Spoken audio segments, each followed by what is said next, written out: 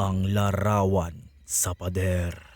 Sa isang lumang bahay sa isang tahimik na baryo, may isang larawan sa pader na laging nakatingin sa sinumang dumaraan. Ayon sa kwento ng matanda, ito ang larawan ng isang babaeng na namatay sa misteryong paraan.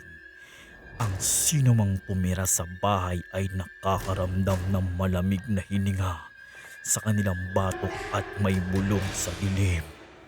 Isang gabi, habang nag-iisa si Miguel sa bahay, napansin niyang may ibang posisyon na mukha sa larawan.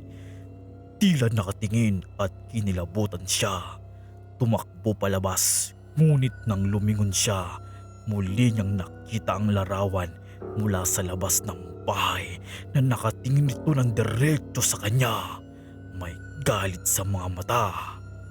Kinabukasan, natagpuan siya ng mga kapitbahay na matigas na ang katawan, dilat ang mata at nakatitig sa larawan na ngayoy wala na sa pader. Anong nangyari kay Miguel? Ito ba ang dahilan ng babaeng sa larawan kaya siya nasawi?